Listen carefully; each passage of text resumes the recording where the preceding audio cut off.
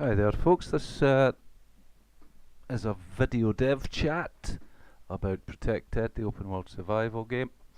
As you can see, a bit more has been done with the destruction. It had a fair few issues, but that's to be expected when you're messing around with physics and destruction. It'll take probably quite a long time to really fine tune, but the basics are in now, so that means I can get on with testing it with the numbers required. 500 odd buildings, which is a fair few, but we'll see how we go. I'll be able to let you know probably next week how that's gone. The AI is developing, but destruction's kind of taking the main bit of my time just now. Thankfully that's over and done with, so I moved on to trying to make the interiors a bit grimier, a bit dirtier. Now I was going to do that with decals, but ran into a few problems with them, so I ended up doing vertex painting, which I did not intend to do, but I started to experiment with it, and the results were quite good. This was the very start of me getting it working. Hope you recognise the pictures on the wall. It is, of course, from No Return, another open world survival game. Check that out. There's downloads available of that just now. Probably the environment colour changes from No Return will end up in Protected. As you can see, though, on the interior plasterboard, we've got some darker green and lighter green. What I was really going for was decay, and if anyone out there's used UE4, then you'll know materials could take a while to kind of fine tune. As you can see, a bit of a join in the mesh there, but some of the textures are a bit out of scale and things like that, but I'm also finding more additional meshes to put in, and here's one now, a lovely bamboo plant. So expect to see that a few times until I find some other plants to use. As you can see, I've also found some shelves, coffee tables. This is the HQ canteen slowly taking shape. As I say, just give me time. This is back to the vertex painting now, and I'm still a bit away from the decay that I was going for, but we've got a bit of normal mapping going on now on some areas. It took a few hours to get used to using, because I haven't used vertex painting for quite a while in Unreal Engine. I shifted to some different textures to test it out on, to get away from the plane. So you can see up the top there and to the left, that's a slightly different texture to the brick.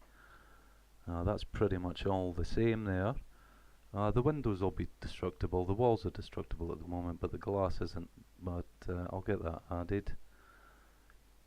So as you can see, I hope you can see what I was trying to do was trying to get like a wet mold effect kind of in the corners coming down from the roof areas. The setting of the game is after Brexit and a kind of very deep recession where a lot of properties are going to be foreclosed on, they're going to be run down and decrepit, so they were just looking a little bit too new. So this was needed for the atmosphere of the game. The destruction was needed to let in the enemy AI. So as you can see, it's still looking quite pristine. It's not ideal. A fair bit of work would be required if you wanted to move in. I mean, I don't think you'd be happy with it in that state, but it's slow progress, and it gets a little bit better as I carry on with it. The floors and the different textures and things are all still being sourced, so they're all pretty much fillers. I then moved on to the floor, trying to get some shiny areas, some dirtier, but once again it'll just take a bit of time.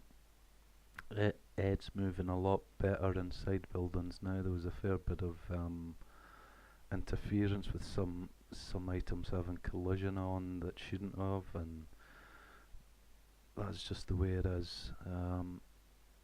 But he's working very well again now. A few more textures for the doors, and it's slowly taking shape. Now there will be power points for Ed to kind of charge up, not him personally, kind of plug in a generator, things like that, because there will be a power station and it is going to go off now and again, I think, to kill all the lights, so you will need a generator, petrol, lots of other things. As you can see, I've finally got the green mould that I was looking for at the top, and it's slowly coming together. A few foreclosure signs have started to appear. Let's have a closer look at them. And a lot of the doors and windows will be boarded up, things like that.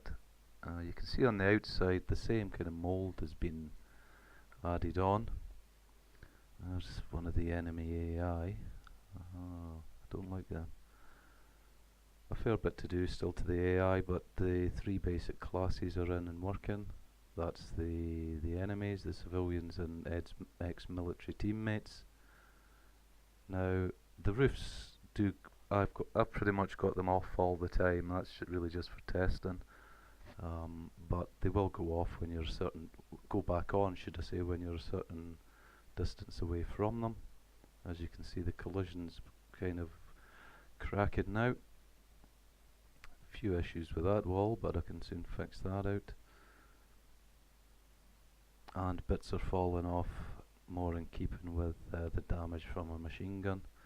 I'm not going to worry too much about the effects of the weapons at the moment. There's still a bit of the core to get done. I really shouldn't have been doing vertex painting, but that's the way it is. The rain's looking pretty good. I'm very happy with the rain, I must admit. I'm going to have to sort it out for slower machines though.